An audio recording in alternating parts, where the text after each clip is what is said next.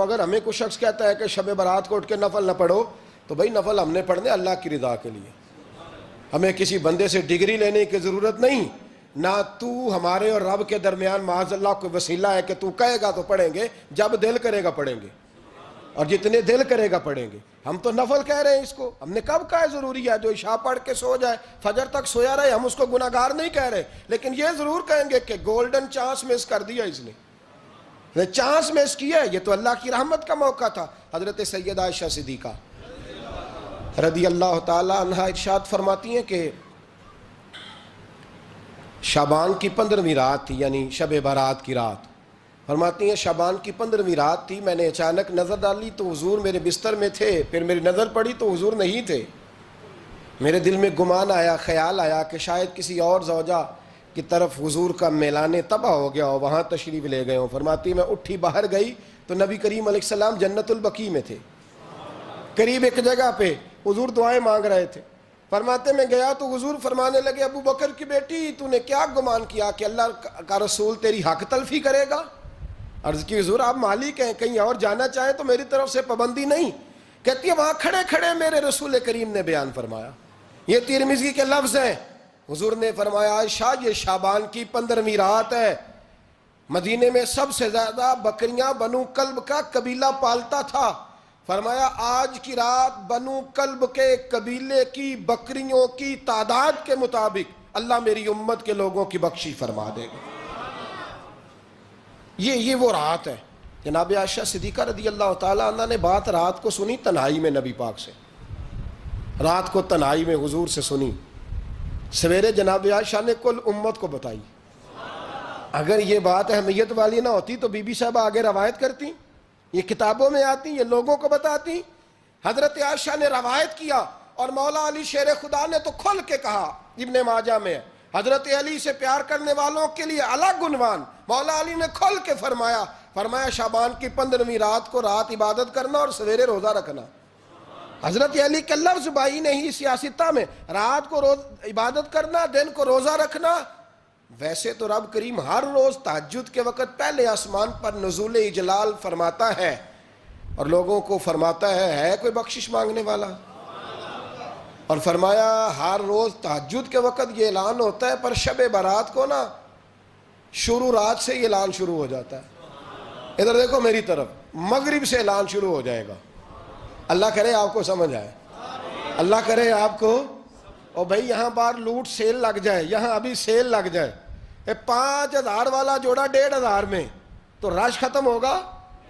اور بھائی اگر یہ لگ جائے، چلو یہ تو دور کی بات ہے نا، ہم تو لنگر والے لوگ ہیں، اگر لنگر کا اعلان ہو جائے کہ بڑا تگڑا ہے، بڑا تگڑا، ہمارے ہاں تو شادی کی روٹی کھلتی ہے تو لوگ آخری روٹی سمجھ کے کھاتے ہیں، تو شاید اللہ ماشاءاللہ یہ آخری ہے، اس کے بعد نہ ملے گی۔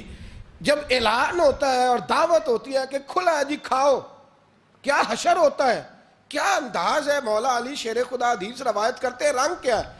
فرمایا باقی راتوں میں نا تھوڑا سا پیکج ہوتا ہے، تھوڑا سا، آخری حصے میں رات کے شب برات کو نا رات چڑھتے ہی اللہ پہلے آسمان پر جو اس کی شان کے لائق ہے نزول جلال فرماتا ہے، اور پہلا جملہ یہ فرماتا ہے کوئی معافی مانگنے والا؟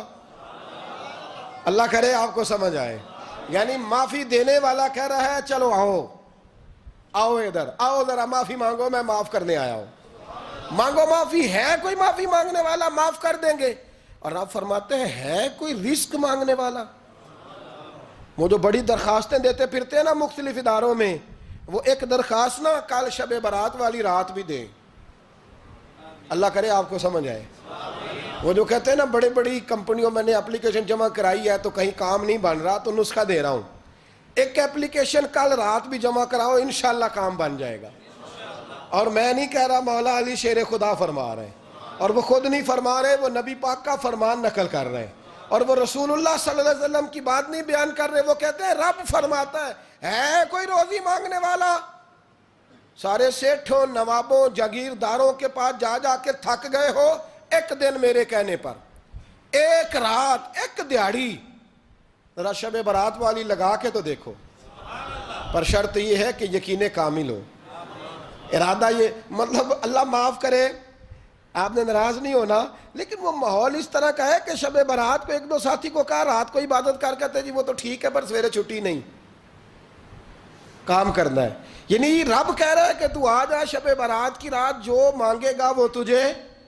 لیکن یہ ادھر نہیں توجہ کر رہا، یہ کہتا ہے سویرے 10 بجے دکان نہ کھلی تو مشکل ہو جائے گی، دفتر نہ گیا تو حالات. آپ دیکھیں ذرا، اب جب یقین اس طرح کا ہو تو پھر تو بھائی ساری زندگی اداروں میں درخواستیں دینی ہیں. پھر آپ جیسا آپ کا مزاج ہوگا، اللہ تعالیٰ تو بندے کے گمان کے قریب ہے.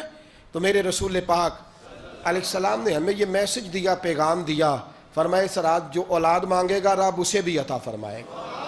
اس رات جو اللہ سے بخشش مانگے گا اللہ اسے بھی دے گا. اس رات جو رب کریم سے عزت مانگے گا اللہ اسے بھی عطا کرے گا. شارحین نے لکھا اس رات جو رب سے پردہ پوشی مانگے گا اللہ اسے پردہ پوشی بھی عطا کرے گا. جو جنت کا سوالی ہوگا رب اپنے فضل سے عطا فرمائے گا. کوشش فرمائے. 10 محرم کو ہمارے ہاں لوگ جاتے ہیں قبرستان، وہ کسی حدیث سے ثابت نہیں، میں منع نہیں کر رہا، جائیں 9 محرم کو جائیں، 10 کو جائیں، 11 کو جائیں، 8 کو جائیں، سفر میں جائیں، ربیع الاول میں جائیں، قبرستان میں جب بھی جائیں منع نہیں ہے. لیکن شب برات والی رات تو خود رسول کریم گئے ہیں نا قبرستان. اب جو بات میں نے سمجھانی ہے اس کو سمجھیں. نبی پاک کی والدہ کا مزار نہیں ہے وہاں جنت البقیع میں. حضور کے کو بھائی بہن حضور کیا کرنے گئے؟ امت کی بخشش کے لیے گئے.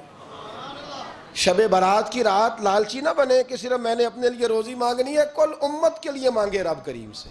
مانگے اپنے بھائی کے لیے، مانگے اپنی بہن کے لیے، مانگے اپنے بیٹے کے لیے، مانگے اپنی بیٹی کے لیے، مانگے اللہ کریم سے. یہ مانگنے کی رات ہے. پچھلی راتی رحمت رب دی کرے بلند آوازہ، بخشش منگن واریاں کارن کھلا جے دروازہ. آئیں اللہ کی بارگاہ میں اس رات کو کھل کے دعا مانگیں. قبرستانوں میں نا کچھ قبریں ایسی ہیں کہ جو بتاتی ہیں کہ سالوں بیت گئے ہیں کوئی آیا نہیں. کچھ قبریں بتاتی ہیں. اور کچھ بڑے قبرستان بڑے شہروں میں ایسے بھی ہیں کہ جن کا گورکن کہتا ہے کہ مجھے کمیٹی نے کہہ دیا ہے جہاں 4-5 سال کوئی نہ آئے وہاں نئی قبر بنا دیا کرو. وہاں نئی قبر بن جاتی ہے معاذ اللہ. او بھائی کچھ ہیں ایسے، کچھ ہیں.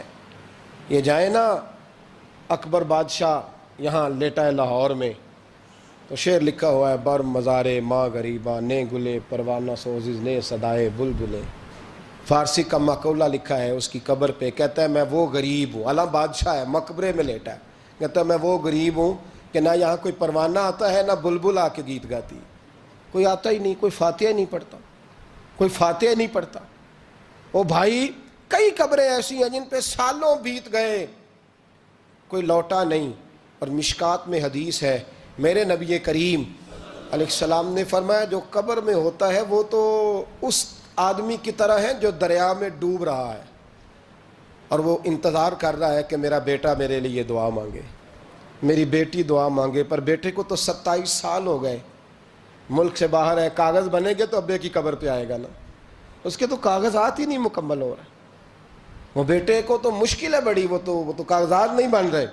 وہ تو دولت کا مطالبہ پورا ہوگا تو جب ہی وہ کام ہوگا نا. انتظار ہو رہا ہے قبروں میں میرا بیٹا دعا کرے، میرا بھائی دعا کرے. اور اگر بچہ دفن ہے تو وہ کہتا ہے میری ماں دعا کرے، میرا باپ دعا کرے. کوشش کریں شب برات بعد از مغرب یہ رواج پیدا کریں. یہ رسول اللہ کا طریقہ ہے صلی اللہ علیہ وسلم.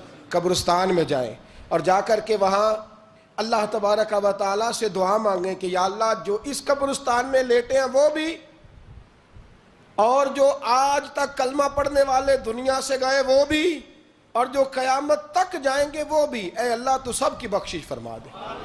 اللہ کی رحمت کو محدود نہ کریں کہ صرف مجھے بخش دے، اسے کہیں یا اللہ کل کی بخشش فرما. ساری امت کے لیے دعا کریں. شب برات کی رات نفل پڑھیں. ہمارے ہاں محفل ہوتی ہے ہر سال الحمدللہ، بڑے شوق سے بڑا خوبصورت ہم اہتمام کرتے ہیں. لیکن میں اکثر دوستوں سے کہا کرتا ہوں کہ جن کو اکیلے میں نفل پڑھنے میں مزہ آئے وہ اکیلے میں پڑھیں. کتنی کھلی بات کر رہا ہوں. میں پابند نہیں کر رہا کہ آپ یہاں آئیں گے محفل میں آئیں گے ضروری ہے. بھئی آپ کو اکیلے میں مزہ آتا ہے نا. کچھ لوگ تنہائی میں ہو تو دل زیادہ لگتا ہے، وہ تنہائی میں کریں اللہ اللہ کوئی عرض نہیں. لیکن کچھ ایسے ہیں کہ نعت سنتے ہیں تو دل نرم ہوتا ہے، تقریر سنتے ہیں تو دل نرم ہوتا ہے. تو جن کا اس طرح نرم ہوتا ہے وہ مسجد میں آئے, بات سنے. کچھ کو سب کے بیچ بیٹھ کے رونا آتا ہے. حضرت سعدی شیرازی فرمایا کرتے تھے کچھ لوگوں کے آنسو مجھے رلا جاتے ہیں. فرماتے ہیں کچھ کی آنکھیں دیکھ کے رو پڑتا ہوں, لہٰذا میں جب بھی ذکر کرتا ہوں محفلوں میں بیٹھ کے کرتا ہوں. تنہائیوں میں مجھ سے نہیں ہوتا, تو جس سے نہیں ہوتا وہ آئے نا, مسجد میں آئے, رات عبادت کریں. کل مغرب سے پہلے پہلے کام سمیٹ لیں سارے, اور مغرب کے بعد یہ رات شروع ہوگی, مغرب کے بعد ایک چھٹی کر لو اللہ رسول کے لیے. کر لیں گے انشاءاللہ تعالی ایک چھٹی. اور توبہ کی رات ہے یہ, توبہ کرنی ہے. توبہ کس کو کہتے ہیں؟ توبہ کا معنی ہے پچھلے گناہ پر پچھتانا, شرمسار ہونا.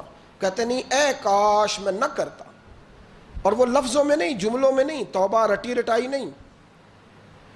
شرمسار ہونا اور آئندہ گناہ نہ کرنے کا پکا ارادہ کرنا, اس کا نام توبہ ہے. دیکھیں اللہ تعالیٰ فضل کرے, میں نے پچھلے سال کہا تھا پھر کہتا ہوں, مسجدوں سے نا شب برات کی رات, شب قدر کی رات چیخوں کی آوازیں آتی ہیں, لوگ اتنا روتے ہیں نا. رونا چاہیے, کم روتے ہیں زیادہ رونا چاہیے. لیکن سوال یہ ہے کہ اتنا زیادہ لوگ شب برات کی رات روتے ہیں, کیا پھر سویرے بددیانتی ختم ہو جاتی ہے؟ جو رات مسجد میں کھل کے رو کے آیا ہے اس کا پروگرام ہے نا کہ اب ملاوٹ کبھی نہیں کرے گا, اب گاہکوں سے جھوٹ کبھی نہیں بولے گا, اب وہ بددیانتی کا معاملہ کبھی نہیں کرے گا. لیکن رات روتا بھی رہے اور سویرے پروگرام یہ ہو کہ میں نے پھر لوگوں کو فریب دینا ہے, داؤ لگانا ہے, تو اس نے توبہ کیا رات کے, یہاں بس یہ ایکٹنگ کر کے لوٹ آیا ہے. یعنی بڑی سجا بنا کر کے سوار کر کے رات توبہ کی. کیا مطلب ہے توبہ کا؟ کہ توبہ آپ نے کی. حضرت حسن بصری سے کسی نے کہا توبہ کیا ہے؟ فرمانے لگے توبہ یہ ہے کہ جس گلی سے رب نے تجھے منع کیا ہے دوبارہ پھر تو اس گلی میں نظر نہ آئے, تو نظر ہی نہ آئے. اور جس جگہ جانے کا رب نے تجھے حکم دیا ہے پھر تو دوبارہ وہاں سے غیر حاضر نہ ہو. اگر یہ پروگرام ہی نہیں, ارادہ ہی نہیں. بچے ایک دو مجھے کہنے لگے کل حضرت صاحب توبہ کے موضوع پر ہم نے گفتگو کرنی ہے, تو کوئی باب بتائے کہاں پہ ہے. کچھ بچے شاگرد ہیں, کچھ مسجدوں میں جمعہ پڑھاتے ہیں. ایک نے مجھ سے کہا, تو میں نے کہا بیٹے پہلے مسجد میں جاؤ, 2 نفل پڑھو, توبہ کرو, توبہ کا ارادہ بناؤ. یہ رسم نہیں ہے. وہ نعت خواں بھی تو توبہ کر لینا جو شب برات کے دن لوگوں کو توبہ کرانے آیا ہے اور 25,000 کا سودا کر کے آیا ہے. تو آج اس کام سے تو توبہ کرنا, یہ نوٹ پھکوانے سے تو توبہ کرنا. یہ رسم ہے. ساری رات توبہ توبہ توبہ توبہ, یہ کیا معنی ہے اس کا؟ کیا مطلب کریں؟ امام غزالی فرماتے ہیں کہ ایک آدمی بادشاہ کا گارڈ تھا, سپاہی تھا, اس کا پہرے دار تھا, نگرانی کرتا تھا, بڑی وفاداری سے نوکری کرتا رہا. بادشاہ نے اسے تنخواہ کے علاوہ بھی بڑا نوازا. اسے بادشاہ نے بڑے الاؤنسز دیے, بادشاہ نے بڑا کچھ دیا, مکان دیا. کچھ سالوں کے بعد بادشاہ کو پتا چلا کہ یہ میرے لیے نہیں آتا تھا, اس کی تو میری کنیز پر نظر تھی. اس نے تو رات کی ڈیوٹی اس لیے لگوائی تھی کہ کنیز پر نظر تھی. تو امام فرماتے ہیں کہ بتاؤ پھر وہ بادشاہ اس کے ساتھ کیا سلوک کرے گا؟ وہ کیا سلوک کرے گا؟ تو لوگ کہنے لگے حضور لگتا یہ ہے کہ وہ نا 4-5 حصوں میں کاٹ کے تو کتوں کے آگے پھینکے گا.